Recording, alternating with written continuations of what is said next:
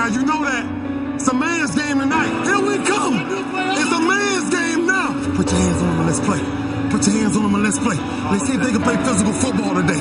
Let's see if they can run without nobody touching them. You know what I'm talking about? Let's become great. You know how we do our thing. Follow me. Follow me. Hop on this back.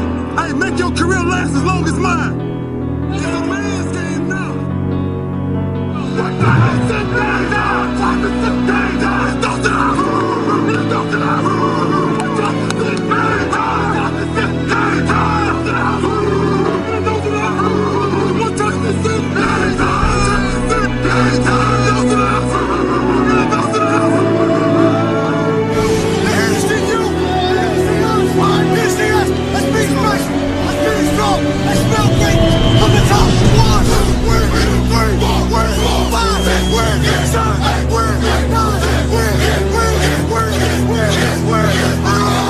Hey, let's go, get in here! Get in here right now! Get in here! Hey, we got 30 minutes for the rest of our life! 30 minutes for the rest of our life! That's our battle first half. It ain't happening. We get the ball. I promise you one thing. We're gonna hit somebody and we're taking downfield for a touchdown. I guarantee you that. Look at me. Look at me. Let's go. We got 30 minutes. Let's go for the rest of our lives. Let's go. Let's go. Let's go. Lock on. Hey, lock on.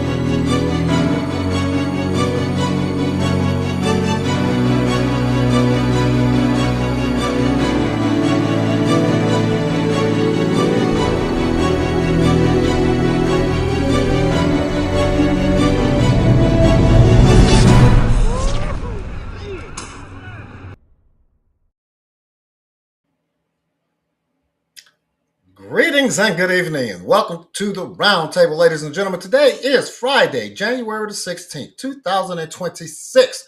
Bonsoir, comment ça va? And I'm Drew, and welcome to the biggest, most important, and probably the most exciting weekend of football that we will be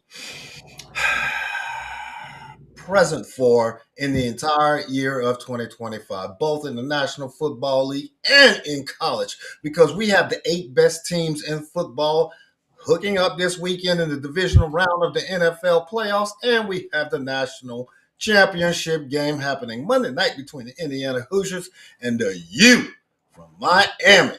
I am so excited to talk about these games, these 9 games that we're going to discuss this evening. Not 9 games, these 5 games that we're going to discuss this evening.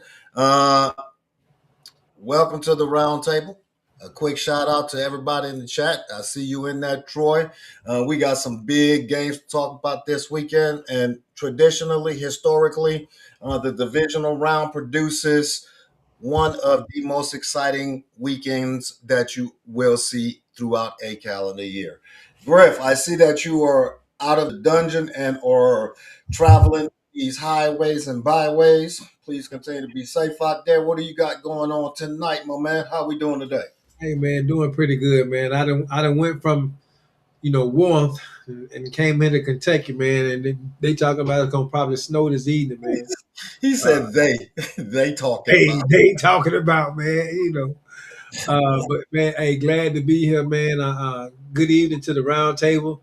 I see Boris on here. I see Tommy on here. I see Troy. Thank y'all so much for dialing in, man. But yeah, Drew, ready to talk some football, man. Regardless of where I'm at, I can always still talk football.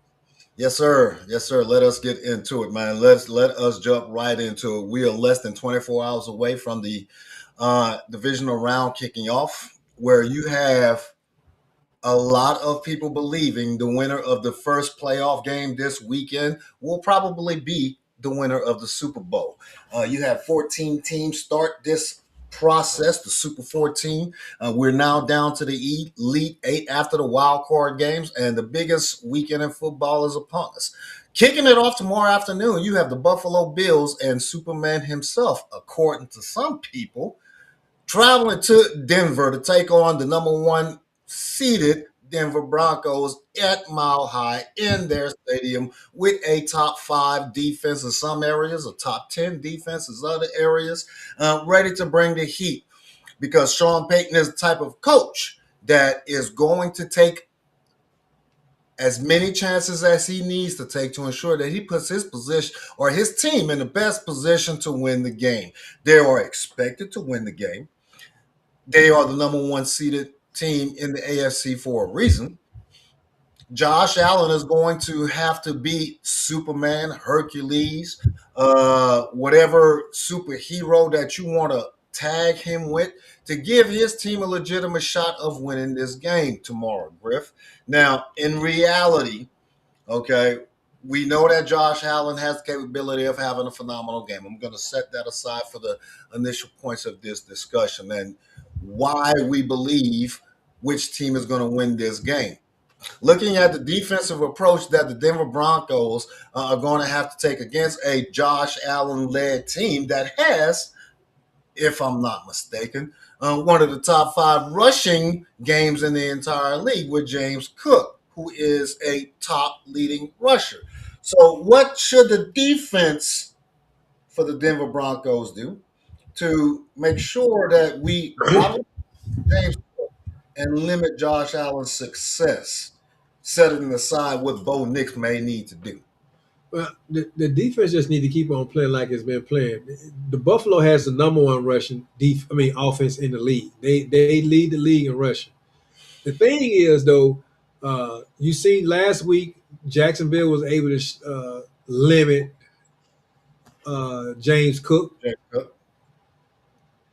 Denver has a much better defense than Jacksonville does. Josh Allen is hurt. Josh Allen is hurt. He don't have nobody to throw the ball to. He hurt his hand in the Jacksonville game. So he's dealing with a hand on his throwing hand as that. So he hurt his throwing hand, knee hurt, foot hurt. Gabe Davis went out. Shavers is out. His leading receiver is Shakir. I mean, it's an uphill battle. I mean, everybody, call him Superman. He definitely gonna have to be Superman this week. He wielded his team to a win last week by the errors of the mistakes that Jacksonville made. But I don't believe Sean Payton and his team is gonna make the same mistakes that Jacksonville made last week. And like you said, I just think Denver should win this game easily. Wow, so you're on Denver. Yeah. Everybody is on Denver. I know you're a student of the game and you've watched football for a very long time, participated in football for a long time. So you know Chris Berman and how Chris Berman, host of ESPN, covering NFL football for 30 plus years, going back actually 40 years. And you know how he introduces the topic of covering the Bills, right? So everything that you just said about Josh Allen being hurt, Gabe Davis or the entire team hobbled in some way or some fashion. But what do the Buffalo Bills do best, as Chris Berman would say?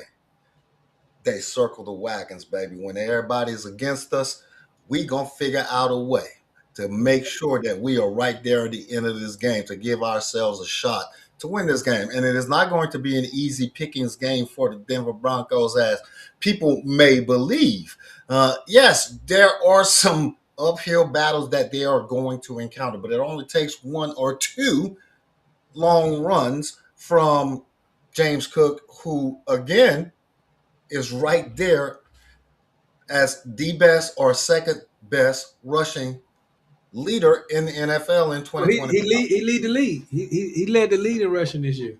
Well, I'm talking numbers, yeah, but I'm Yeah. also talking impact, right? Because I'm Yeah. taking into consideration what CMC brings to his team, what Derrick Henry brought to his team, the impact. Does the offense have to go through James Cook? Does the offense have to go through Josh Allen's arm?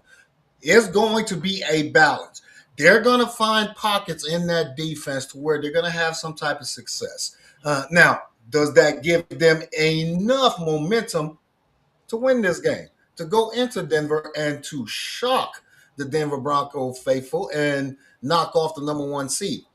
You've said with confidence that you have the Denver Broncos in this game. I have the Denver Broncos in this game with just a little bit less confidence, but they should win this game.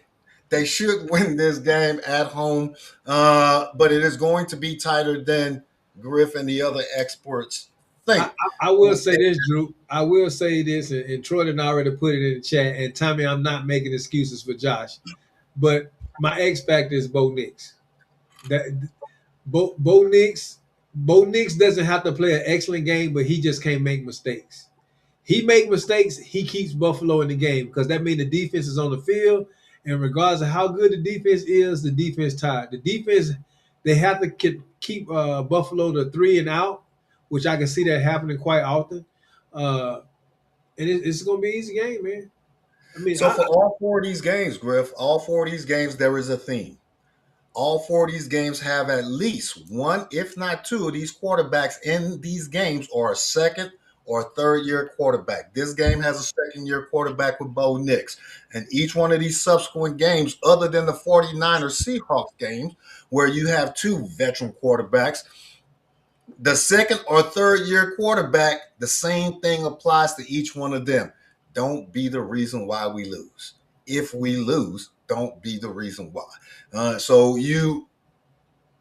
If you and I, as sideline spectators, can figure out, well, the head coach is most likely going to limit exposing that young quarterback in the passing game, trusting the young quarterback's legs. Look for Bo Nix to run the ball more than he normally does. You can trust them in the run game more than you can trust them squeezing one in the passing game. Same for Drake May. Same for C.J. Stroud in that game. Same for Caleb Williams. Look for their legs for all of these young quarterbacks to have more of an impact in their game, regardless of the defensive approach, regardless of how good that defense may be. Bo Nix, using his legs, is going to aid that team in keeping the ball away from Josh Allen, because you're going to have to keep Josh Allen off of the field to have somewhat of an impact. And that Denver defense does have the ability to shut Josh Allen down, but at the same time, Josh Allen can put up points on anybody. So it's going to require Bo Nix utilizing his legs. It's going to require the Denver having a well-balanced offense, running, passing game. And Sean Payton, being the coach that he is going to take the chance when he needs to take that chance, which, again, should secure the victory for the Broncos and send them to the AFC title game. But I would not be surprised if the Bills circle the wagon and find a way to shock the world and pull off an upset. Got it. They had 14 players on IR or injured or unable to perform to the level that they would like to perform. But hey, at this point in January, you expect to be injured. You expect to be nicked up. You expect to be pushing through the pain. Let me go check the script, man. Let me go check the script. Let me see what the script say. Hey, you can check the script, but I know what Ray Lewis said at the beginning of this intro video that Jordan put together tonight. It's about passion at this point. The script is the script. I don't believe there is a script, but Griff says there is a script. And some of us in the chat believe, Harold, that is a script. But we're going to settle it on the field this weekend. Buffalo plays better than what we think they would be able to play, that number one ranked rushing game is going to have an impact. Denver is going to be just a little bit rusty having those 2 weeks off. Buffalo's going to score early. Denver's going to have to play catch up a little bit. But ultimately, in third quarter, as the game rolls on, I believe Denver's defense should begin to weigh out or weigh down that offensive line, limit James Cook's success, and apply the appropriate pressure to Josh Allen to create a turnover that's going to turn this game around and send it the Broncos' way. So we both got the Broncos winning this one. It's going to be a phenomenal game. First game of the afternoon, kicking off at 4:30 tomorrow on CBS. And then the nightcap, the first, the second, and the third time. Can we settle it on the field as to which team in the NFC West is actually the best team? Because it's not just a two-horse race like these two teams, but Los Angeles has something to say as well. Because we still have three teams out of the final eight that are from the NFC West. And all three of these teams can, some way, somehow, find themselves in the Super Bowl. You talk about a team riddled with injuries. The San Francisco 49ers should not have a chance. But I'm pretty sure we would not be surprised if they win this game. How, Griff, do Purdy, CMC, Shanahan with his pads on, because he may have to come and run a play or two, go into the 12th man and outsmart Coach McDonald's version of the Legion of Boom in 2025 and steal this game from the heavily favored Seahawks? Look, man, last time these two teams played, man, I think what the score was 13-3. San Francisco was held to 173 yards total. But I told you in that game it was going to be some type of turnover. The game was really close. CMC had a ball, hit his hands, and went into the defender's end down in the red zone.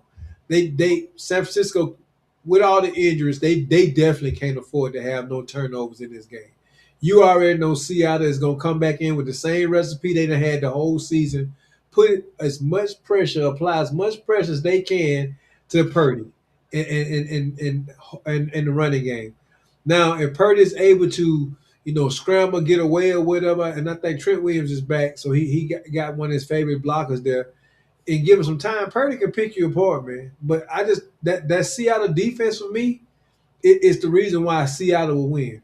San Francisco is good. I ain't taking it. And like you said, Shanahan might have to come in and run a couple of plays because hell, they just lost George Kittle last week. They might even have to pull. They might have to even pull some season ticket holders to come play. But hey, not at the 12th man. Hey man, Seattle. That Seattle defense is something serious. And plus, they coming in probably as healthy as they've been all season. So let me start right there. The Seattle defense. You talked about Trent Williams coming back off of that pulled hammer. We don't know if he's 100%, but we know that he understands the criticalness of him showing up and being present. And at 70%, Trent Williams most of the time is better than 100% other left tackle. But who is that guy that is on that same side that you like to talk about that should have stayed in Dallas but is no longer in Dallas and is creating havoc in Seattle? Right? D-Law, baby. D-Law. He coming too, right? And he is not the only one on that Seattle defense that like to hunt. That front four is dangerous, man. That's what makes them so dangerous. They don't even have to blitz. Them so dangerous. And Coach McDonald is a defensive guru. Now, granted, he does not have the playoff experience as the head coach as compared to Kyle Shanahan. So Kyle Shanahan does have that coaching edge there. But on the field, players over plays, bro. Players over plays, and this is how Seattle is going to win this game.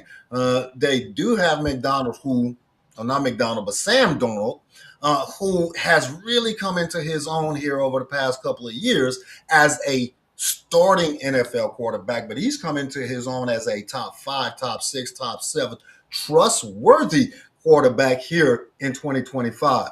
He had to earn his bona fide, so to speak, here, especially in the second half of the season after they hit that bump where they lost a little bit of their edge and their offensive firepower. after that Los Angeles loss where he had those turnovers again. But since then, they've been on a run. And I don't think it slows down this weekend. And for that reason, I agree with you that San Francisco does play well, does play better than we would expect them to play, being injured, being malignant. They're punching above their weight class in this situation, even though the division is like separated like this much. And it is either the punching power of a Roy Jones Jr. or the finesse of the moneymaker, right? Which approach do you take? In this situation, the Seattle Seahawks are going to take the punching power of Roy Jones Jr. and they're going to eventually wear the San Francisco 49ers out and win this game at home and send themselves to the NFC title game. And I saw in the comments earlier, Troy made mention about another session of Uno, saying that you might have won and had to depart the city because you that's right. were going to enjoy your victory, but it could be that you were the reason you lost or somebody. Is it still teams in Uno? No, Uno don't play no teams, man. What Uno you been playing, man? I'm in the witness Like I protection said, I program. ain't played it like 25 See, that's why you don't know. People can get, man. I'm telling you, man. Jokers be catching cases over Uno. You said you did that business. Look, man. Yeah, I'm in the witness protection program. That, like Troy said, because I won the Uno game, and now it's jokers out to get me. Mm-hmm. I slapped the joke in the head with a draw forward, and they got mad. But I cannot, as it was mentioned in the comments, or I may have saw it in my head. The San Francisco 49ers. Everything you do. I'm going to just put it out there. That's what Melissa said. Hey, I got it. Yeah. Everything you do. Yep. Hey, and Colin Kaepernick going to be in the stadium with a big afro. All right, man. The Seahawks win this game, going to the AF or NFC title game, in my opinion, as well. Next game, Sunday afternoon. This is the most exciting game of the weekend for me. You said on Tuesday this was the hardest game of the night to pick for you. Hardest game of the weekend to pick for you because both of these two teams are playing just as good as the other team, and both of them legitimately, in my opinion, can make it to the Super Bowl. I know you don't have that much faith in Caleb and them to make it past the NFC title game if they were to beat the Los Angeles Rams this weekend in Chi-Town. But I don't know if weather is going to be a factor. I have not checked the weather. This time you don't have to do much. This time I know. It's going to be cold and it's going to be windy. Basically, I know the Northeast is got a big storm coming in, and everything that I've seen on the news. So I wouldn't be surprised if Chicago don't have it going on too. And they the Midwest, and they still taking that into consideration and the ability for Los Angeles to start quickly that you've identified, and how Chicago has habitually had to come back in the second half of these games throughout the season, winning 10 or 11 of their games in a one-score fashion. Can Chicago afford to fall behind? And if so, will special teams be the difference maker in this game? Because in my opinion, that is how this game is going to be decided. Yeah. As I was looking at this game throughout the week, man, I started looking at a little bit more. Weather is going to be a big factor in this game, in which that means that the edge or advantage go to Chicago. But Chicago, man, all season, like you just said, they like to come from behind, man. And I think that if the LA can at least get out there and establish a running game in this particular type of weather, and Stafford play when do what he do when he need to do, Chicago can't afford to come from behind on this team. They can do it on a couple of other teams, but this one right here, again, they didn't play the way. I just watched the game with Stafford out there throwing in the snow, so it ain't like it's a big factor for him. But the weather and stuff is different. Turnovers definitely be a possibility, especially if it's snowing up there. Chicago got late on their running game, man, and they got to figure out ways to keep Matthew Stafford and that offense on the sideline. And the best way to do it is with them two backs that's been killing it in the backfield. So, Mike mentioned the comments that it's supposed to be a blizzard of some sort. If it is actively during the game, then the run game is going to be top priority. Short pass game advantage goes to Los Angeles because of the size of Puka Nacua, because of the size of Devontae Adams, and they can create that separation when they need to in the short pass game. And once you catch the ball, the yak, it's all about whether or not I have just a teeny bit of traction and I can take it to the house. So don't look for, at least for me, many deep pass attempts. There's going to be more ball control. It's going to be run game, and which defense shows up more to stop the run. Which one do we have the most faith and confidence in? To say that, okay, well, you have shown throughout the season that you have the ability to stop the run consistently. And the Chicago Bears lack in that area. They are a turnover machine, but they are not going to necessarily stop the run. Does that prevent them from winning this game? Does that keep them from making it to the NFC title game? I don't think so. I think Caleb and them find a way. Ben Johnson finds a way. Ben Johnson takes chances to where it has worked for them this entire year. Is going to continue to work for him. I keep seeing this vision in my head of that 1985 playoff game between the Chicago Bears and the Los Angeles Rams, where it was like 6 degrees, and Eric Dickerson, who was the leading rusher in the NFL at the time, went into that windy city in a playoff game and got completely shut down. And I believe the Bears won that game 19-0, shut the Rams out. Not saying that is going to be a repeat this time, but the weather conditions are going to impact the passing game. The weather conditions are going to take away the possible breakaway speed that you would rely upon from a Puka or a Devontae to get that separation for Matthew Stafford to throw the ball deep. The weather conditions are going to affect how I catch the ball. I won't be able to do it one hand like I usually do. I'm going to have to see it in, which could, most likely will, cause some. I don't mean to interrupt, man, but I have to acknowledge that we have a VIP in the chat. Adrian Rankins have showed up. He said he just got back from cleaning out his lockers for the season. So I just want to make sure everybody know that Adrian Rankin is in the chat, man. Okay. So. Yeah, we see you on the levee, bro. You can come and join the rest of us on the couch.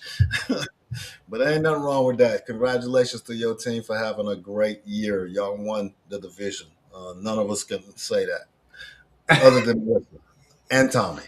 So, anyways, man, I got Chicago winning this game because of a special teams play, a blocked punt, a blocked field goal that denies their opponent, the Rams, to either take the lead or win the game, because it's going to be a one-score game. I think this is going to be a very tight game. It's not going to be a very high-scoring game, but both offenses are going to be able to put points on the board. I believe this game is going to be in the mid-20s. So I have Chicago winning this game 27-23. 27-23. I got the Rams, man. I'm just going to keep it real with you. I think if you live by the sword, you die by the sword. And this week, all them late game heroics ain't going to happen this week. That's all I'm saying. And so, yeah, it's going to probably be a close game. It's probably going to be a turnover, but the turnover is going to be on the Bears side, not the Rams side. The Rams got the most explosive offense in the league. The Bears defense is ranked at the bottom in many areas, and I think that they're going to exploit that. And so I got to get an edge to the most experienced coach between the two and give it to the Rams. I would have given it to the Rams. I came into the playoffs having the Rams as an odds-on favorite to make it to the NFC title game. Even with them being the position that they were in at the end of the season. But how they performed against the Carolina Panthers last week kind of showed me something. There is a big chink in their armor, both on the offensive side and on the defensive side, where the defense can get to Matthew Stafford. And on the opposite side, an offense can have some success. Ben Johnson, being the type of offensive-minded coach that he is going to ensure that he puts his team in the best available position to create that success, and they're going to be able to do so.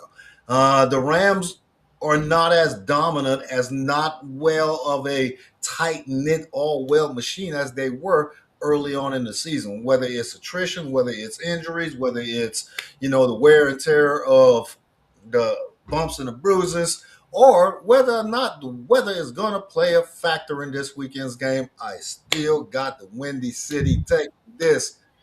Chi-Town. We ain't paying them country business. Okay. We're going to see.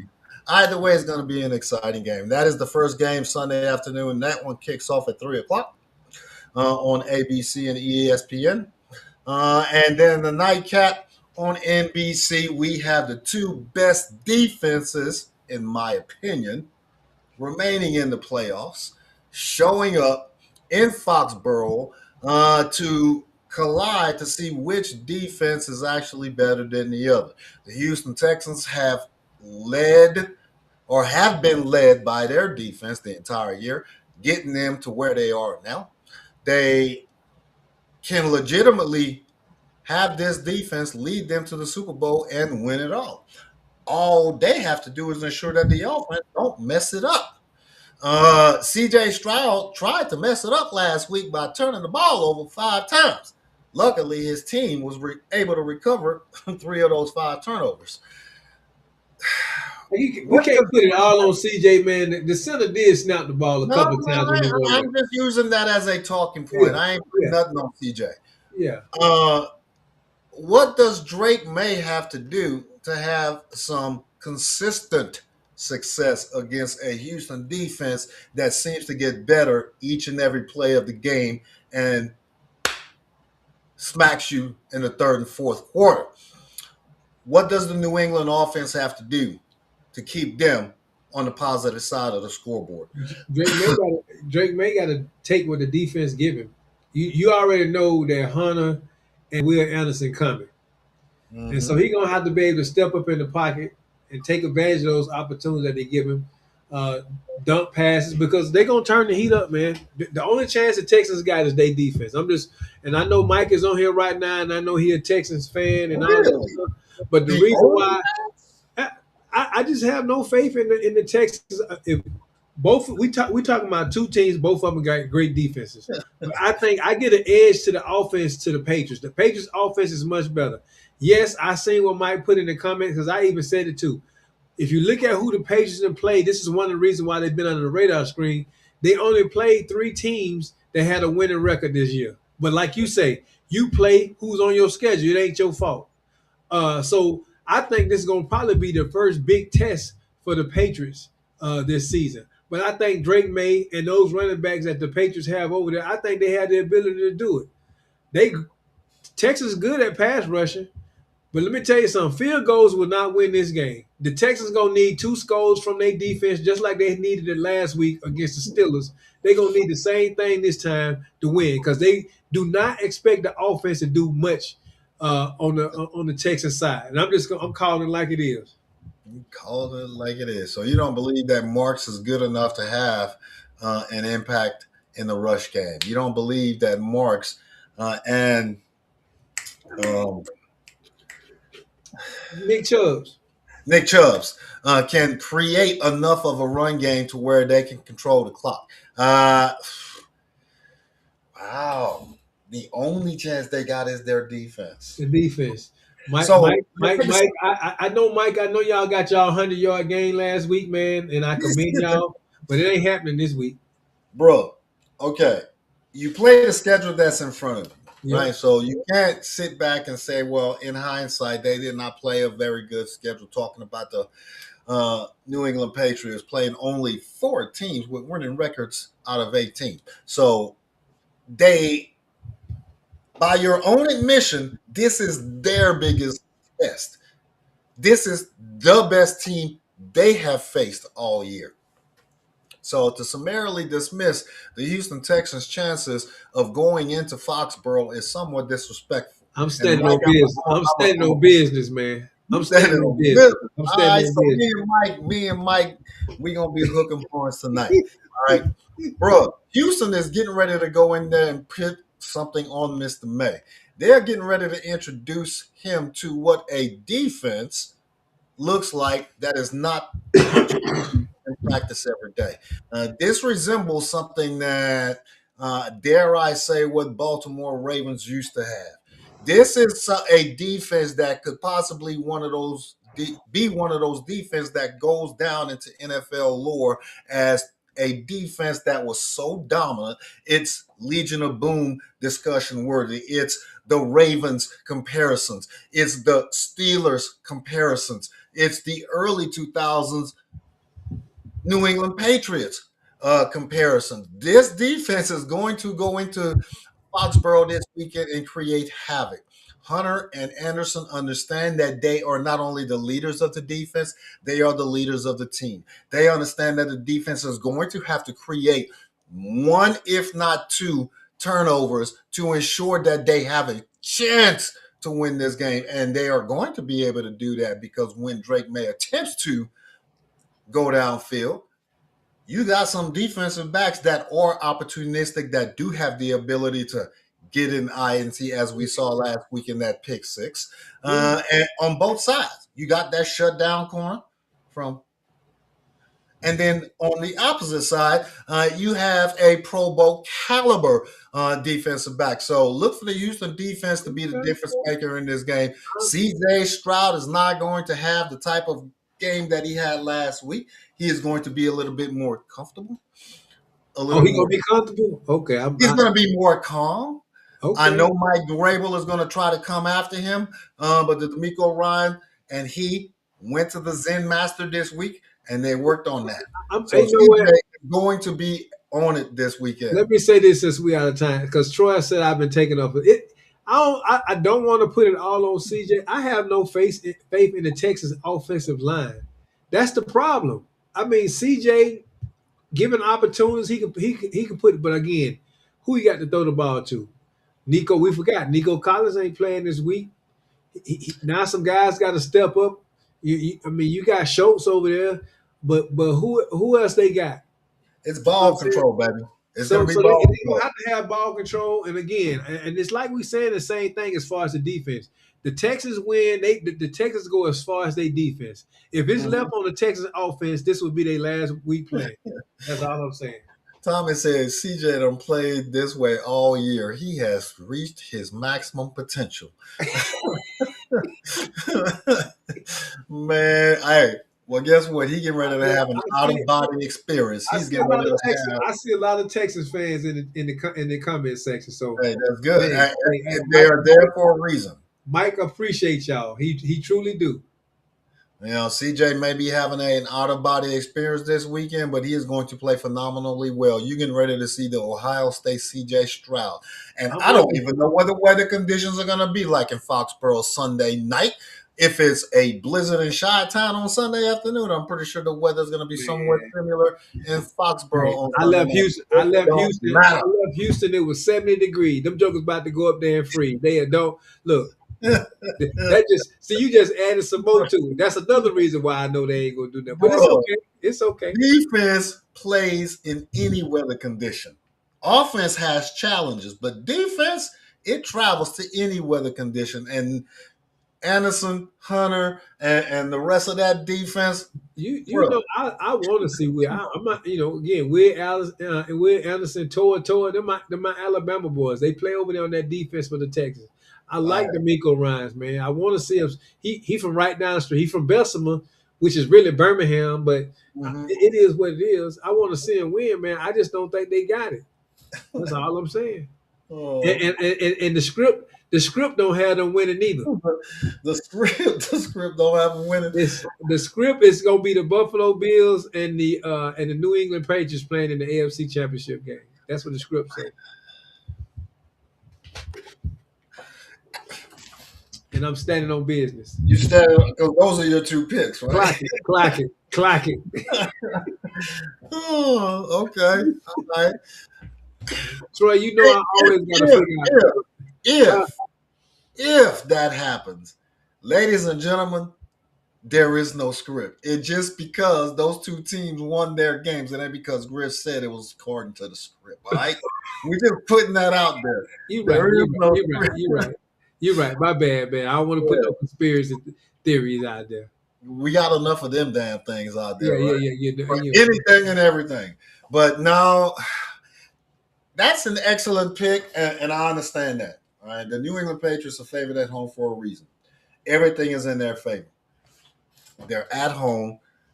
They have more. Well, I won't say they're more experienced because D'Amico Ryan and C.J. Stroud have made it to the playoffs every year that they have been together. So neither team has the experience above the other than what's in the rafters. In reality, Houston is the most experienced team on the field come Sunday night. So they get that edge there. And I would not give Vrabel a coaching edge over Ryan. I would not give Ryan a coaching edge over Vrabel. It is going to come down to situations on the field and how much of an impact the Houston Texans defensive front seven can have negative impact against Drake May consistently to where they can generate those multiple turnovers. Because like I said, again, it's going to require multiple turnovers. And they're going to be able to do that, in my opinion, especially if weather is a factor. New England has a solid run game, but like I said last weekend, pertaining to those very same Houston Texans front seven, they got speed on the front four and the back three. So sideline to sideline, they can chase Henderson down. They can chase the entire run game concept of the New England Patriots down. Drake May's escapability out of the pocket may work for him, may not, especially if there's some snow on the ground to where the cleats may not be cleaking. I got the Houston Texans going into Foxborough and pulling off a slight upset. It will not be a big upset, but it'd be a slight upset. Drew, did you just say the cleats might not be cleaking? The cleats might not be cleaking. Well, we gonna have a 20-17. I'm about to create the book of Drew, man. Boy, you be coming up with jokes that the cleats might not be cleaking. Dude, hey, let me ask you this question. Do you understand what I mean? I know exactly what you mean. I'd have had it when my cleats weren't cleaking before. And that might be the case in the Chicago game too. The cleats might not be cleaking. You're gonna see a lot of players changing their cleats. They'll be like, why didn't you just put those on in the first place? Clack it. You know what I mean? But Houston wins this game, a very close game, a very tight game. I believe 17-13-ish. Okay. I guess the defense scoring 14 of them points. They might. Hey, like I said at the top of the show, Griff. I know they capable of doing it. The best weekend of football. I hope this weekend is just as good as last weekend was. Yes, sir. And obviously it's going to dwindle us down from the Elite Eight to the Final Four, where we will have the NFC Championship game and the AFC Championship game between the two best teams in each one of those respective conferences next week. Will it be in Denver? Maybe. Maybe not. On the NFC side, will it be in Seattle? Maybe. Maybe not. As going back to the color purple, could be not. Everything you do. Who's to say? But either way, we get ready to have 4 exciting games in the NFL, so I'm looking forward to it.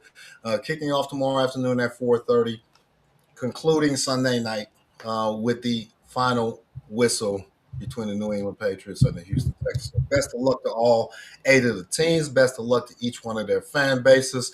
And if your team is still playing, i.e., like Mike with the Texans and all of the Texans fans that are on the Texans bandwagon tonight, except for Griff, because he done ran away from the Uno table.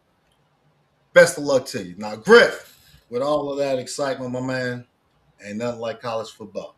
And we transition from the professional ranks to the semi-professional ranks, where we started the college football playoffs with 12 very good teams. And each one of the games that have been played, to include the Ole Miss Tulane game, to include the Oregon James Madison game, have been exciting games. Even the Indiana Alabama game was an exciting game because the expectations going into the game were extremely high for both teams. The shock and awe that we were witnessing right before our very eyes, where you would just blink your eye and say, well, they're both wearing red. I guess they got the wrong jerseys on. But Indiana was making a statement. Coach Cignetti was making a statement that we're just not that team from the Big Ten who is on a 2-year high.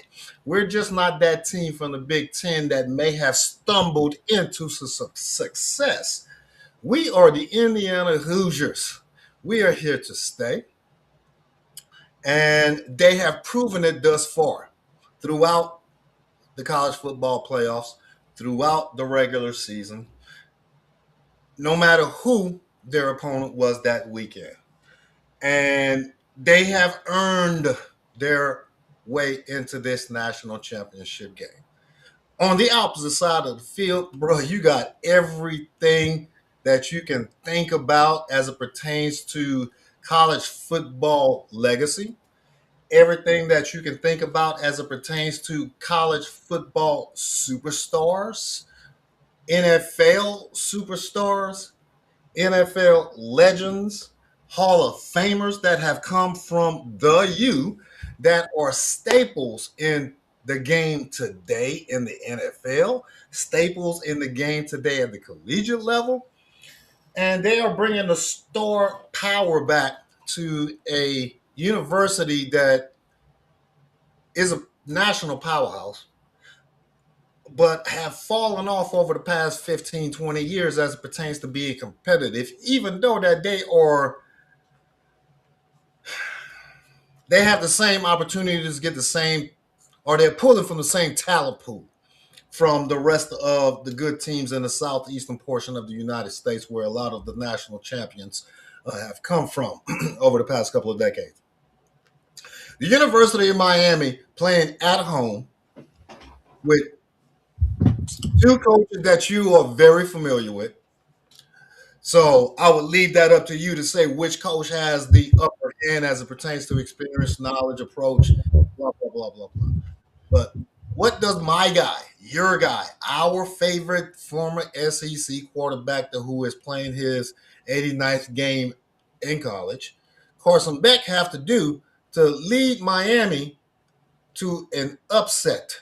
Because this will be an upset. Indiana is legitimately favored in this game by a touchdown. That is a pretty big spread in a championship game. What does Miami need to do offensively? We know what their defense is going to bring. They're going to bring that heat. They're going to try to disrupt Fernando Mendoza and the Indiana offense. But what does Carson Beck need to do specifically? What does Carson Beck need to do specifically other than hand the ball off to Fletcher, man, you just took the word out of my mouth. I'm gonna be honest, man. Miami needs to be able to run the ball against Indiana.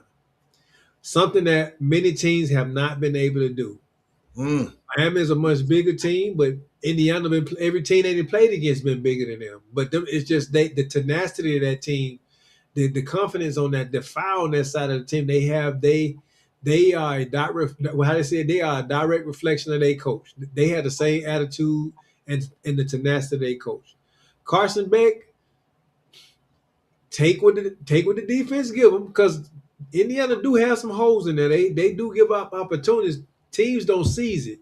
When you have a team like Indiana that's known for putting pressures on quarterback, how you stop pressures? Let me tell you how you stop pressures. You run screens. The middle of the field is open. Every game I done watched against Indiana, the middle of the field is open. But teams do, for whatever reason, because that heat is coming at them so quick or whatever, they don't take advantage of it. But they really got to be able to run the ball. That's what Miami's defense and their ability to run the ball is the reason why we sitting up here talking about them right now. It had Carson Beck got a touchdown at the end of the game the other day, but go back and look at the numbers throughout the whole college football playoffs. They ain't there because of Carson Beck. I mean, I can just keep that. I mean, for me, Miami got to be able to run the ball. They got to keep Mendoza and that offense off of the field because we know what Mendoza can do.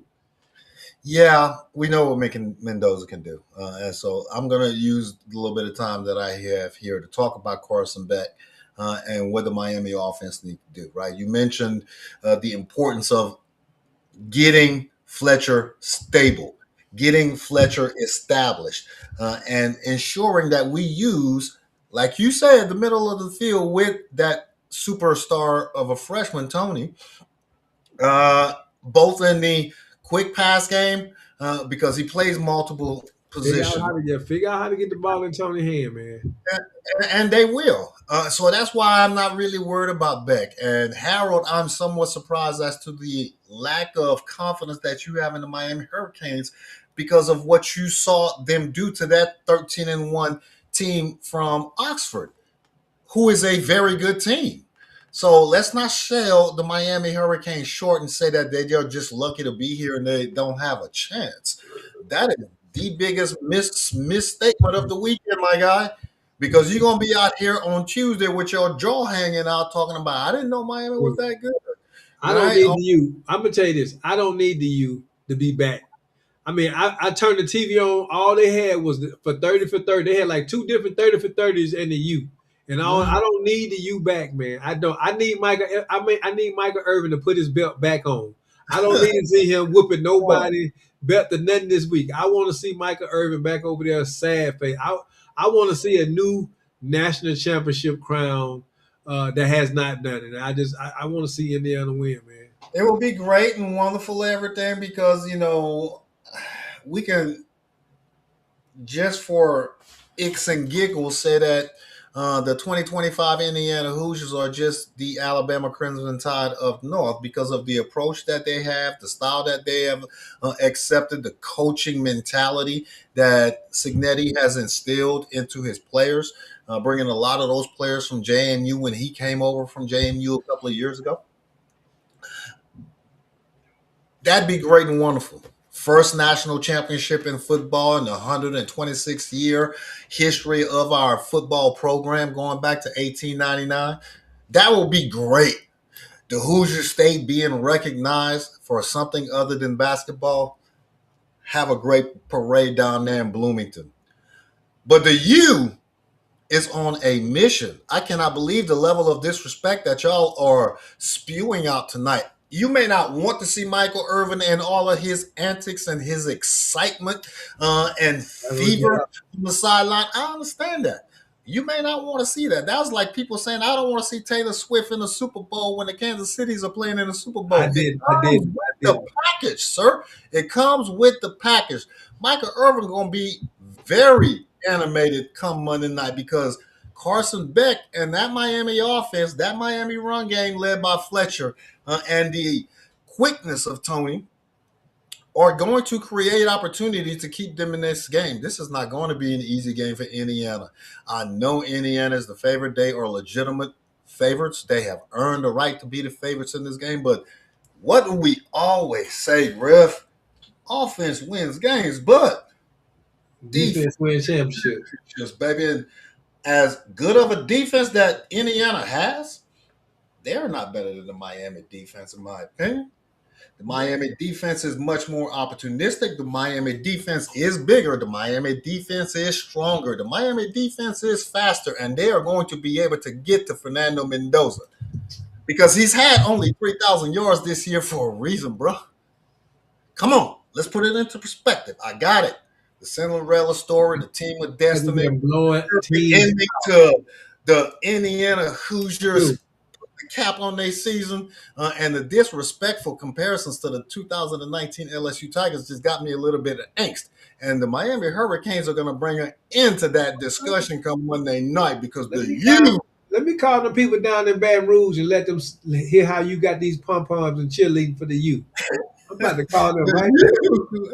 Hey, Michael Irvin going to pull out his belt, probably dropping his daggone shoes off, and do some things. Him, Ray Lewis, Ed Reed, Dwayne "The Rock" Johnson, Gino Torretti, everybody gonna be on the field come Monday night. You're gonna see Jimmy Johnson. You're gonna see the spirit of Schnellenberger.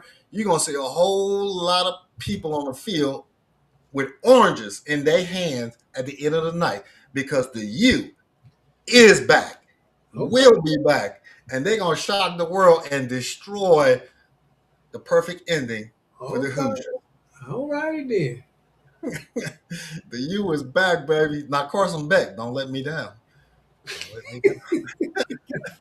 All righty then. Yes, sir. I'm looking forward to it. I am too. And of course, we'll be here Tuesday night to put a bow on the national championship game and spend a little bit of time to reflect on the 2025 college football season, the continued evolution of the college football arena, and the direction that it is currently on with the expansion of NIL and the portal. And Griff, I heard today, just as the ear was wandering, in the transfer portal, there are 10,000. There's over 10,000 players in the transfer portal. And the crazy part is, a third of them guys probably they probably played their last game in college football because many of them would not get selected. And like my man said, what do? Do they go back to their last team? And if I'm the other coach, no. You gave your vote when you dropped into the portal. I mean, unless I encourage you to go into the portal, might be different. But yeah, man. Well, yeah. If you're a starter, you're gonna get picked up elsewhere. I just think it's bad advice, man. I mean, some of these kids, I mean, like I saw the guy say, only thing that you need to be an agent is to go create your social media page and say agent. That's the only credential that you need. And some of these kids is getting bad advice, man. And they done jumped into that portal thinking that they about to get that come up. And they don't want to get developed. And it is what it is. I mean, hey, Indiana would not be who they are if it wasn't for the portal. Exactly. They got the oldest team in the league. But again, they got experienced players over there that went and proved themselves. Some of these kids ain't even proved they. Some of these kids that jumped in the portal ain't even played or had the experience to say, hey, pick me and put me on your squad. They don't have enough footage or tape on them for other teams to say, you know what, we're going to take a chance on you. So it's going to be a lot of sad faces because the portal closed, I think, tomorrow or Sunday. And it's going to be a lot of kids without a team. Yeah, but you have the rest of the spring after it closes and everything. But you mentioned Indiana having an experienced team. But they're not age-wise older than the Houston Texans. Experience makes a difference, right? We've seen it with Indiana all year. But at the same time, if you have that experience, but you don't have all of the other components, i.e., a difference maker both on the offensive side and on the defensive side for as good as the Indiana Hoosiers are, and I already said that Mendoza capped out at 3,000 passing yards. Indiana does not have a offense that you have to be afraid of. Actually, Drew, I hear what you're saying, but they do have an offense. The thing is, they've been blowing teams out. He ain't even in there. I mean, I can point out some other. Look at the record. Look at the teams that they beat. When he needed to perform, the kid performed. Go look at the Penn State game when he needed to put points up. Man, the way he just went through Oregon like a hot knife through butter the other night. The way he went through Alabama, the kid can perform. But again, I remember Tua and Drew. This is gonna be right up Troy Alley. because I love to bring it in. The year that two of them win the Heisman Trophy, why? What you call it? What we call him? Oh boy, that play with Arizona. What's the quarterback out there in Arizona? Murray. Kyler Murray won that year over Tua. And the only Uh-huh. reason why he won because his numbers was higher than Tua, because Tua was out of the game by the third quarter. I'm just being honest, and that's how Mendoza is, brother. And so I know his numbers is kind of low, but look at the rest of the league. The rest of the league wasn't doing much. But what does that say about the rest of the league if he won the Heisman? Huh? True that. I feel you on that. Mm-hmm. Indiana should win this game. Indiana is favored to win this game by a touchdown, as I mentioned. So if they don't win this game, a lot of people will be surprised. I will not be surprised. Now, back to the portal and college football heading into 2026 before we transition and get off the college football discussion. You talked about the portal closing and this mad dash to sign star players who are starting players. These are starting players on teams that are contenders, just like Carson Beck leaving Georgia, going to Miami. Just like the Ohio State, what was that? You was leaving Ohio State several years ago to transfer down to Texas. When you are leaving a star program to go to another star program, does that hurt the game or does that better your chances to accomplish what you are trying to accomplish as an individual player, which is to put myself in the best position to make it to the next level? All of the individual accolades that may come with it, great and wonderful if that happens in college based on the team's success and whether or not we make it to the national championship, which is ultimately going to boost my stock, right? Because if Mendoza and Beck would not be in the national championship game, their stock in the NFL draft would obviously not be as high as it is going to be because of what they do in this game next Monday. So you can't sit here and rail at a kid for transferring or jumping into the portal and then on the back end want to have congratulate them on the success that they are accomplishing with the new team, which is exactly what Mendoza did. I ain't mad at him. I ain't mad. My thing I'm is, not mad at him either. mine is the advice. I mean, I don't want to beat nobody and make it look like it's a bad thing to jump in the portal. I just think that some of them don't have the right people in their corner that's giving them the right advice. That's my thing. And chasing the money. And here's the thing: you say people stock going up. Many of these kids ain't worried about the next level. I'm just being honest. Some of them don't even want to go to the league. Some of them, you know what? I can make more money right here where I'm at instead of going on there and making the league minimum when I go into the league. If I ain't the first round, or so why do I need to rush into the league? Oh yes, no, I definitely understand that, especially in the past few years with the expansion of the NIL. You are much more as a profitable, or you become more of a profitable entity as an individual, as a collegiate superstar, than you would be as an NFL rookie. We all know that. We got it. I mean, perfect example is the WNBA.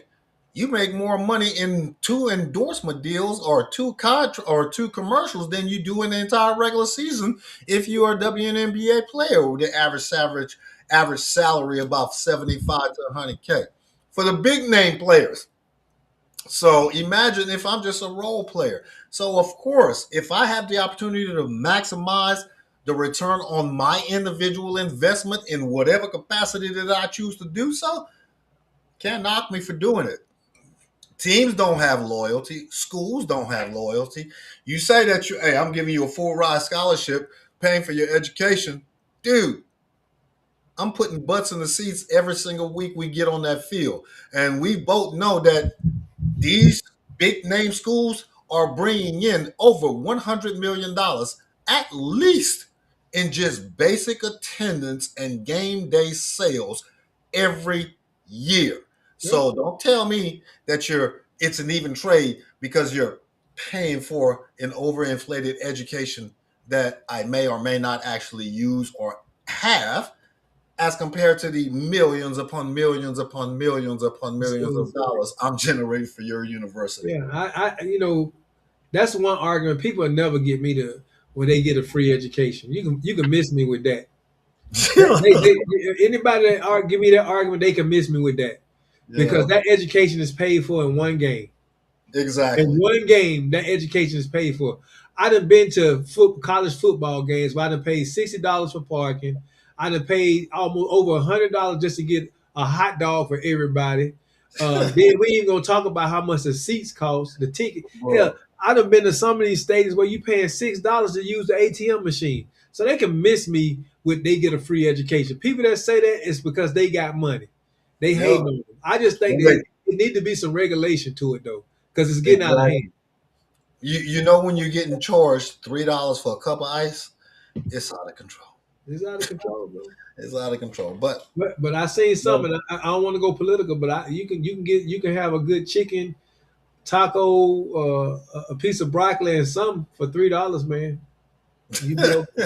I feel you, dog. But hey, que sera. What shall be, because college football is just as much of a billion-dollar entity as the professional football ranks are. After John Harbaugh got released from the Baltimore Ravens, right? It created this vacuum of coaches becoming available. It created this vacuum of teams. By last count, 9 teams, over 25% of the NFL transition from one coaching philosophy, one coaching style, one person as the head guy to we're now in the search. No matter how much time that you have spent with us, whether it was just 1 year, welcome Pete Carroll, goodbye Pete Carroll, or whether it was 18 years, 19 years. What's going on, John Harbaugh? How you doing, Mike Tomlin? Goodbye, Mike Tomlin. I don't care if you decide to go on your own, you're still out. John Harbaugh out the door at Baltimore. So that tenure, all that experience, all of that credibility that you've built in the organization and in the community is now wiped out because you got to start all over somewhere else. The Baltimore Ravens, to me, again, even after having an 8-9 season, still a top 3 offensive talented team. Still, I will put them up against any other team in the playoffs right now, offense for offense, and I will probably lean Baltimore's way. Yeah, if you run the ball, if you let Derrick Henry run the ball, yeah. So to me, Baltimore should go out and look for an offensive-minded coach. We know Baltimore is the same type of organization as the Steelers. They're defensive-minded. It's a defensive-minded division. It's the black and blue division for a reason. But based on how your team is currently constructed, what type of coach should you get? Should you get a big-name coach or someone who has a philosophy where it's all about the plays and not necessarily the players?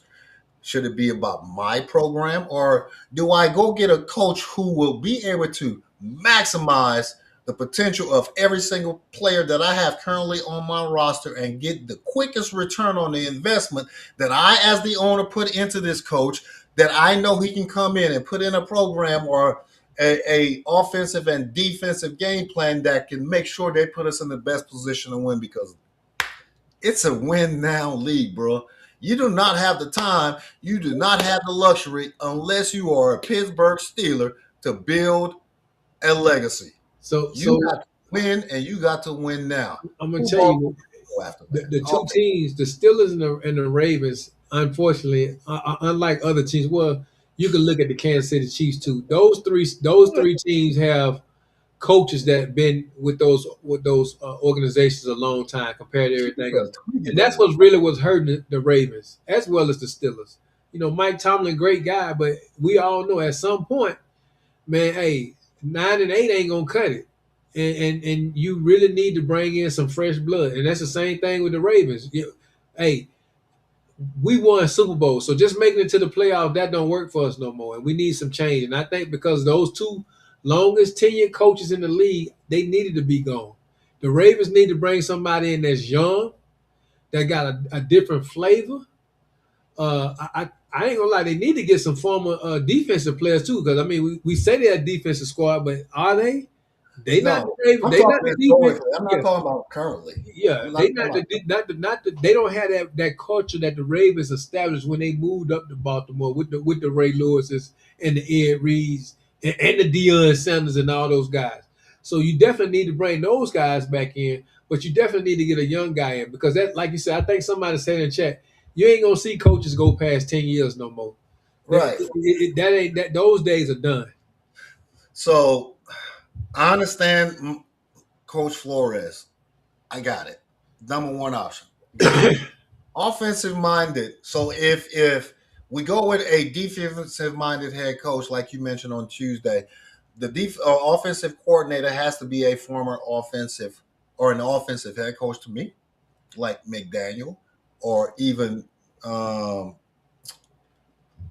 that would shake it up, bringing McDaniel in there. McDaniel will be my number one option to be the offensive. I would like that though, but I mean, again, I just a guy that know the team though, a guy that know the division. I know that won't be a thing for the Ravens fans, but Stefanski coming in, man. I'm telling you, I think he'll be a good fit. Okay. He'll be a good fit for the Ravens. I got a bone to pick with Melissa. All right, two things. One legitimate question. She called me out saying that I got far too much confidence in the Tweety Birds. That is a legitimate question. Am I out over my jet skis over with this confidence that I have in the Baltimore offense? But the second one, don't be disrespectful and say that Lamar is never going to win a Super Bowl because he's too great of a quarterback. Hal was right. He will win a Super Bowl. He is a Hall of Fame quarterback already. He said no. He said no. Harold said Dak. Harold said Dak was a Hall of Fame quarterback, and he will win a Super Bowl. Yes, Dakota Wayne Prescott will eventually have a gold jacket. Yes, he is correct. Now, if you are a script guy like you say that you are, didn't you see the 2027 script where the Kansas City Chiefs and the Dallas Cowboys play in the Super Bowl and Dallas wins by 3? Didn't you see that script? I'm not putting the cart before the horse. We're in 2026 right now, baby. But for this year's script, you got confidence in. Okay, I got you. I don't put the cart before the horse, man. But I don't know, man. I inherently believe that if you are such a great talent as Lamar Jackson is, a dominant running back that does not seem to age like King Henry is, you get the right minds together with the right philosophy, with the right approach, with the right will, these two players remaining healthy will be unstoppable, thus making the Baltimore Ravens offense unstoppable. And legitimately, as they are every single year over the past 3 years, picked as a Super Bowl favorite. They have simply underperformed. Got it last year, lost in the divisional round because of a drop 2-point conversion. Okay, it happened. The year before, underperformed as the number 1 seed at home against Kansas City in the AFC title game. The year before that, underperformed for whatever the daggone reason in a wild card. Got it. They've underperformed in the playoffs, but Lamar has won 2 MVPs in a span of 4 or 5 years for a reason. They went 13-3, 14-3, 14-2 for a reason consistently. This year was just not their year. But they shall be back with the right sport, though, Drew. It's a team. See, for me, man, I just think the quarterbacks get too much. I ain't taking nothing from Lamar, but it's a team sport. I got it. And I mean, they could have. I mean, Dan Marino was awesome. Never won the Super Bowl though. You want to know why? Dan Marino put numbers up that people wish they could have put up back in the day. Couldn't win the Super Bowl. John Elway was great, but he didn't actually start winning the Super Bowl until he got a running back. So it's a team sport. We keep on saying these guys, this guy performed, and all this other stuff. Lamar needs some people around him. He needs a coach to come in and utilize the people around him. Bro, he has them on offense. Well, then we talking about he has them. We talking maybe about one addition. And Zay Flowers can take the cap off. We know what D Hop has been his entire career. D Hop said he want to come back to the Texans. That's what he started. I understand. D Hop said he want out of Baltimore. That's what D Hop said. He want out. Because he don't even think he gonna win a championship there, and he know his days is numbered. Yeah.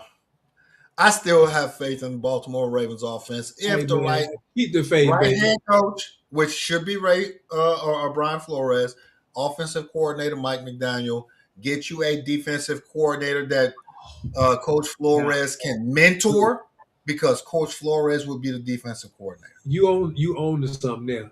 Although that'll be crazy to have Brian Flores and Mike McDaniels on the two former Miami Dolphin coaches on the same team, head coach. Or even better, Robert Saleh come over from the Ooh, but you know as the head coach, and Mike McDaniel as the offensive coordinator, because they were together in San Francisco. I see Robert Saleh been somebody head coach here at the end of this. Oh, yeah. His name has been popping up, and he'd have been in quite a few interviews, and I can see him. The way this dude was able to get that 49ers team there with band-aids and crutches and ice packs. Yeah. And we can't forget the Jets defense when he was the head coach was a legitimate defense. They just didn't have a quarterback because of what was his name? Ooh, the number 2 pick. Say that again. The Jets quarterback when Robert Saleh was the head coach. The young kid, man. Oh, you talking about Wilson? Zach Wilson. You know, it was rough. It's the Jets, bro. So I think Robert Saleh or Brian Flores as the head coach, and since the relationship between Saleh and McDaniel was very good when they were together in San Francisco, that'd be a perfect match. And with Flores and Miami, McDaniel connection, got it, whatever. But they would be a perfect match as well, because they both have the aggressiveness in their approach, and just let the other guy lead that portion of the team. So that's what the Baltimore Ravens and Rashadi need to do. Ozzie Newsome is still in the building, still has influence. So to change out too. I like Ozzie. He an Alabama guy, but Ozzie been around for a while. It's about time for him to. I mean, again, you want to change or shake the system up, you got to bring some different people in. Yes, sir. I understand that, but just as you do in the diaspora culture, you don't dismiss the elders. You have them in the elder council. You have them provide counsel. As an elder, yes, I can have them there for counsel purposes. But as far as holding that seat that Ozzie currently hold, no, it's time for some new blood, man. I don't believe Ozzie has an official position. Man, they listen. Why you think Harbaugh been there as long as he has? Oh, sometimes you got to tell the OGs, just you go sit down. Yeah. Sometimes Steve Bisciotti, a very good owner, I love him. Very willing to spend money. So he's not a tightwad. We've all heard the reports of him inviting Lamar Jackson to become part of the coach hiring process, going through the interview process. Did you hear exactly what he said? He said, "Yeah, but they don't make the decisions." That's what he said. Yeah, he'll be a part of it. Right. I'll make the decision, so rightfully so, and I understand that because you're the owner, and I'm the decision maker around here. I got it. I can't let the players make no decisions now. They'll have a say. But man, that man was funny as hell in that interview. He was. You can tell he don't do many of the interviews. He don't care. So from one historic AFC North team to a team that has even fewer pages in the coaching bibliography of their organization that we can go over. Their history, right? A good indicator of future actions is a look back as to what we once did. We talked about on Tuesday night 3 head coaches in their history. They hired Chuck Noll at the age of 37. They hired Bill Cowher at the age of 34. They hired Mike Tomlin at the age of 34. All 3 of them are defensive-minded coaches. All 3 of them were unproven in a way to where we now expect coaches in the NFL to have a lengthy resume. And all 3 of them had long tenures with the Pittsburgh Steelers.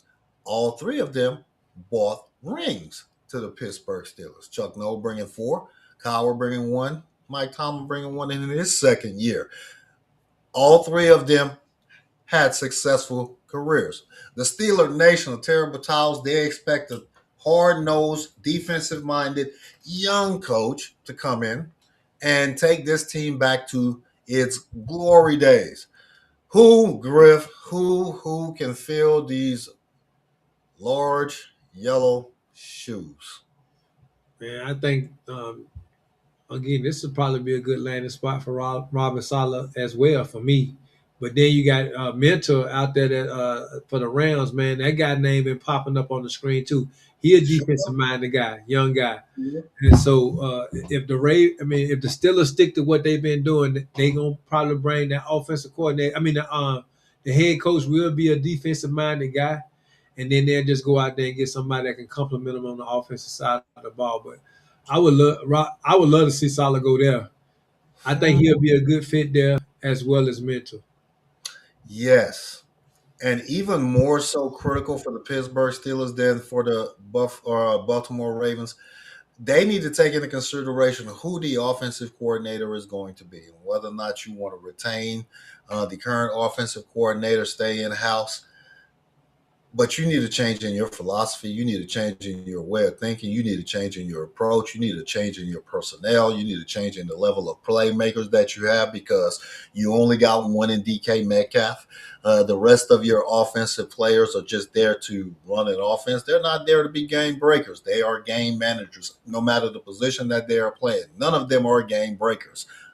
DK is it.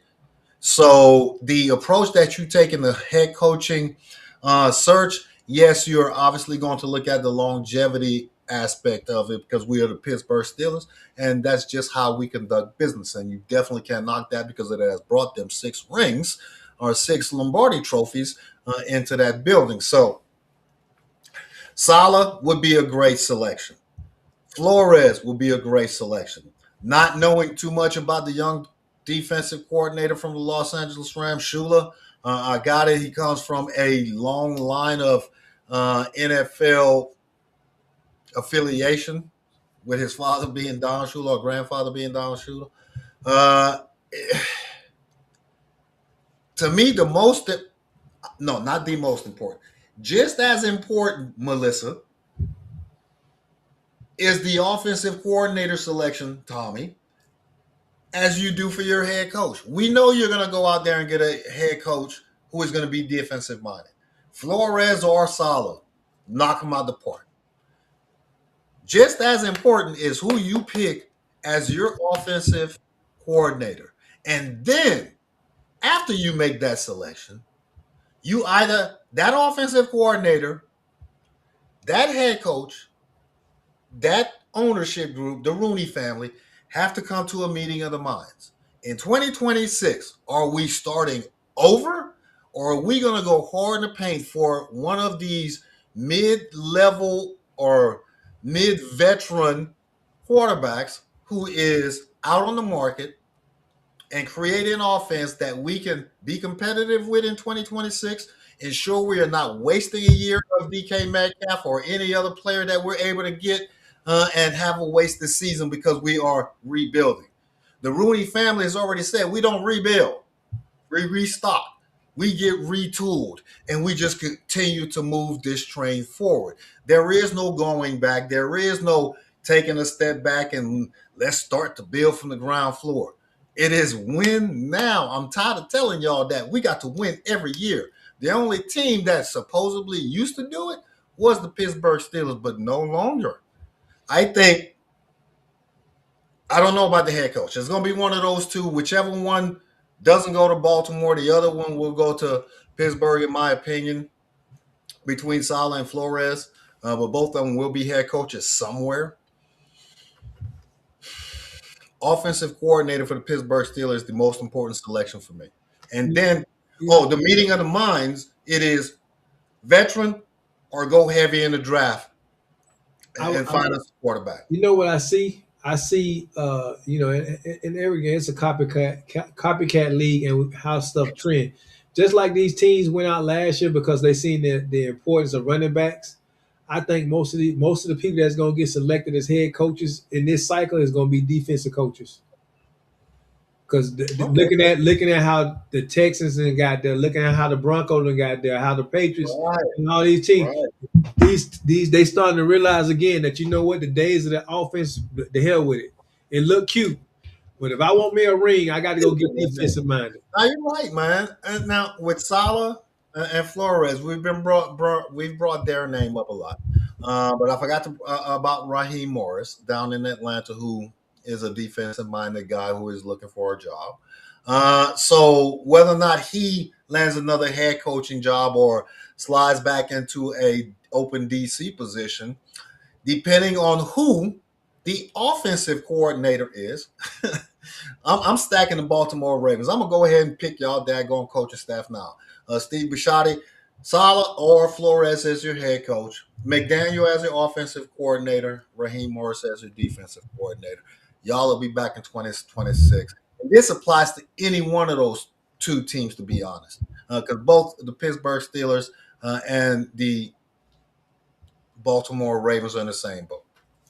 Now, we talked about the Green Bay Packers on Tuesday night. We talked about Matt LaFleur's future with Green Bay and whether or not they're going to figure it out. I would have imagined, since they ain't have no football to plan for this week, that they would have had an opportunity to at least have some productive discussions with the coach. And I understand that this is the only team in the organization in the National Football League that has 50 to 70,000 owners because it is a publicly traded organization where the fans actually have a part ownership. But you have a GM there who has a number that we can afford to pay. You understand that this is one of the better offensive-minded coaches in the National Football League. And if y'all are unable to come to an agreement by the end of the business day on Saturday, by Sunday morning, he will most likely have offers for another job. So you know he's a hot commodity. The same thing that you did with Michael Parsons, gave him $47 million a year to come from Dallas, is the same thing that you go ahead and do with this young man, Matt LaFleur, to ensure that you keep him in the house. Yeah, he's just like the Dallas Cowboys, can't win in the playoffs, but hey, he wins for you in the regular season. Griff, do you see that he stays with Green Bay or he does not stay with Green Bay? Where will be the perfect place for Matt LaFleur to be plug and play and to lead that team that is currently looking for a head coach to the playoffs next year? I mean, this guy, if Green Bay foolish enough to let him go, he'll be the top choice as far as, especially those that's looking for an offensive minded guy. I wouldn't want to go to the Browns because it's just too much uncertainty there. If I'm him, I'm going somewhere where it's a lot more upside. I'm looking for a team that's got a lot more upside that I can come in and just plug and play. I just don't see him leaving. I just think they're gonna. I really don't even want to have a conversation because Green Bay ain't that foolish. I just don't see it. Yeah, they hurt a little bit right now because they thought they should have went a little bit further into the playoffs. But you got to take in consideration the players that was hurt on the back end too. This team would have been a completely different team, and so I mean they'll get over it, man. They're gonna come to That's why they ain't in a rush. They make it again. Why do I have to make a decision? I still got it for another year regardless. Hey, why do I have to speed it up? This is the only free agent that I know gonna get re-signed.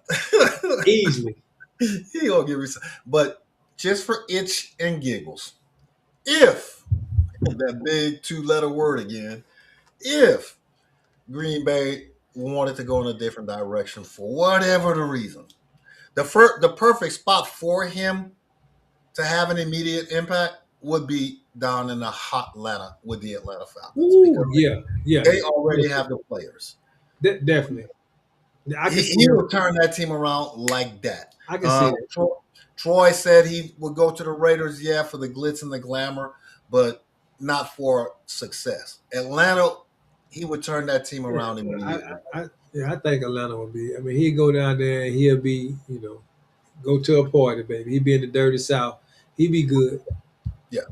So hopefully he stays right there in Cheesehead country and continues to be the Green Bay Packers head coach because if he were to go down to Atlanta, that would really, really, really, really mess up my plans for the New Orleans Saints to Yeah, return. and he definitely don't want to go to the Raiders, man. That's a career ender.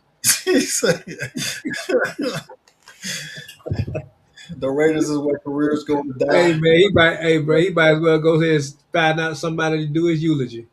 Man, hey, thank you all for your commentary tonight in the chat. Troy, Tommy, Melissa, everybody else, Mike. Arrow, Mike, all of the feedback on each one of these games that we discussed that are absolutely critical. Critical. We all know at this point in the season is win or go home. The best weekend in football, both on the professional side and on the collegiate side. National championship game being settled on Monday night, and by Sunday night we shall know who shall be participating in the AFC title game and in the NFC title game. Ladies and gentlemen, we're going to have a new Super Bowl champion this year. The Philadelphia Eagles are no longer contending for the Super Bowl title. We're going to have new representation in the AFC title game this week or this year. No Kansas City, Patrick Mahomes. no Patrick Mahomes, right? So this weekend of football is going to be very entertaining, no doubt. Can Josh Allen continue to answer the bell, put the weight of the world, Buffalo's world, on his shoulders and lead them to a upset in a hostile environment? Can CJ protect the ball and allow, assist, support that number one defense and going into Green or to New England to knock off a very good, very hot New England Patriots team? We shall have the answers to all of those questions come Tuesday night. Griff, phenomenal show. Looking forward to the weekend of football. But before we sign off, I wanted to give you a couple of minutes to kind of share why you are running away from the Uno table, but in a hotel tonight. What's going on with you this weekend, man? Hey, tomorrow, man, I'll be talking to high school seniors here in Kentucky at North Harden High School, and just talking about their future. Uh, I was brought here by a nonprofit organization, Get Your Money Right Incorporated, and they got a whole bunch of different organizations. So we're gonna be talking to the kids about FAFSA scholarships. We're gonna be talking to them about budgeting. We're gonna be talking to them about investing as well as AI. So it's about 4 hours, man, and I'm the one that's opening it up, man. I'm the one that's gonna get that thing going, and I look forward to it. Anytime I can give back and talk to the kids, man, I enjoy it. I went there right before I came onto the show. I went and did my good leaders recon to check the area out, make sure it was squared away and stuff, and I'm looking forward to it. All right, man. That is absolutely awesome. First and foremost, thank you for your continued service and spreading the word out to the next generation because the kids are the future. You got to allow them to get the chance to lead the way. And we have to do our part each and every day, each and every way, no matter what way that is. So from myself and the entire RoundTable audience, RoundTable family, thank you for that. Don't make the Sergeant Major crew look bad.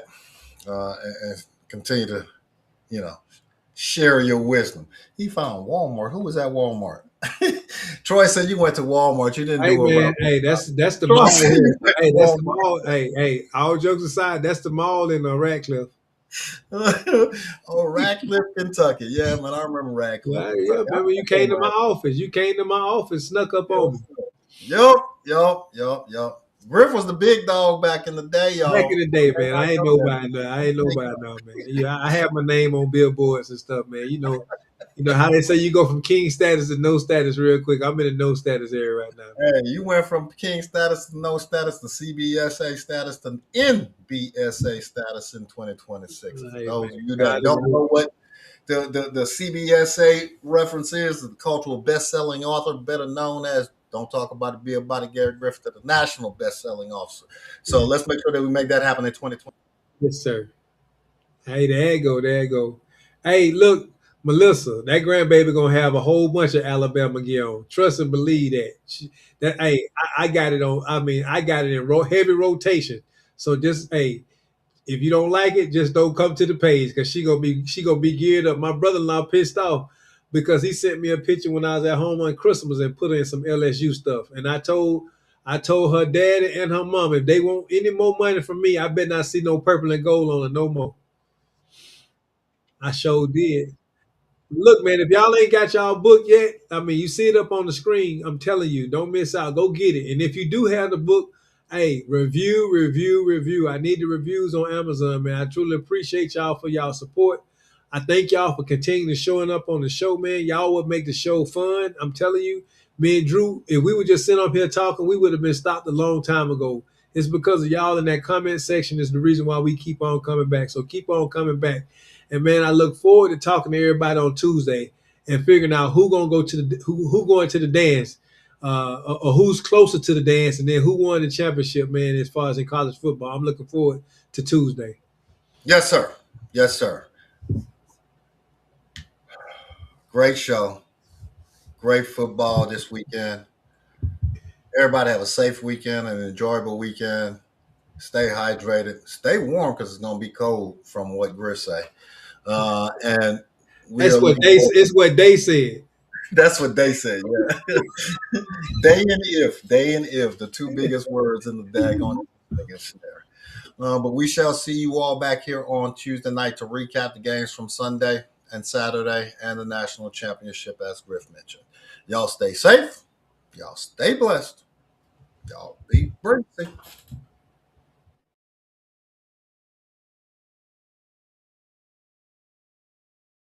It's a man's game tonight now, you know that. It's a man's game tonight. Here we come. It's a man's game now. Put your hands on them and let's play. Put your hands on them and let's play. Let's see if they can play physical football today. Let's see if they can run without nobody touching them. You know what I'm talking about? Let's become great. You know how we do our thing. Follow me. Follow me. Hop on this back. Hey, make your career last as long as mine. It's a man's game now. What the heck's in there now?